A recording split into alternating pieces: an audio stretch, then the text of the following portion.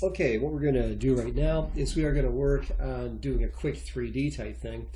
And so we're going to make the walls 3D. So in this particular illustration right now, we just got a floor plan, a little office floor plan. And what we're going to do is we're going to make the walls 3D.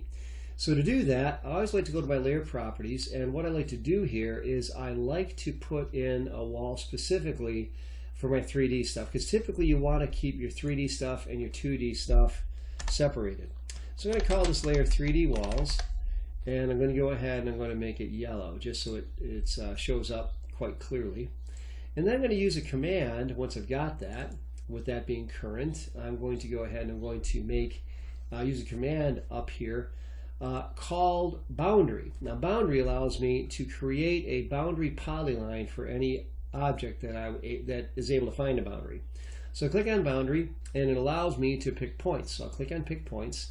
Now pick on this area out here, and when I do that, it's going to take a little bit of time here because it's got to recalculate the different objects that are in the drawing to figure out exactly what it's got to make a boundary out of. So that's what it's doing right now, trying to figure that out. Okay, and I went ahead and did that. And I'm also going to put a couple other boundaries right inside here and here for these partitions. And so as I do this, I'm able to go ahead and to create those.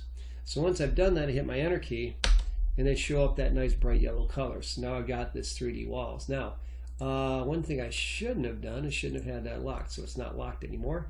And so I've got those walls and they're locked, and that's good to go. So I'm going to bring those to the front. Okay, so I want to be able to select them. Okay, and okay.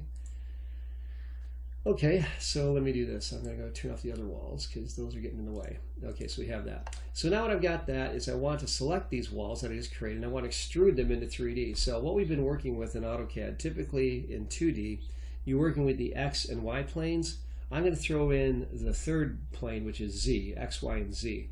And to do that, I use a command called Extrude. And because I'm old school, I'm typing it in, but you can also get this command by going to the 3D modeling workspace. So when I start Extrude, it asks me, well, what do you want to extrude? So I'm going to grab these different walls that I just generated. They're polylines actually. I'm going to grab those and hit enter. And I want to make them 8 feet. So I'm going to type in 8 feet. When I type in 8 feet, they just got bigger, but I can't see them. So what I want to do here, I'm going to show my menu bar. I'm going to view, I'm going to go to 3D views and go to Southwest Isometric, and that's what it looks like. So now I can see that, yep, they extruded up into 3D. And then I go to View and go to my Visual Styles here. Visual Styles, I'm going to use Conceptual, and it gives me that kind of look right there. So that is a quick introduction to 3D. There's quite a bit more, but that's the Extrude command and how you could use it for walls. It's not just a basic idea as far as how that would work.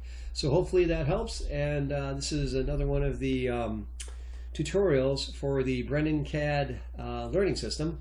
And yeah, so thanks for taking your time to watch this.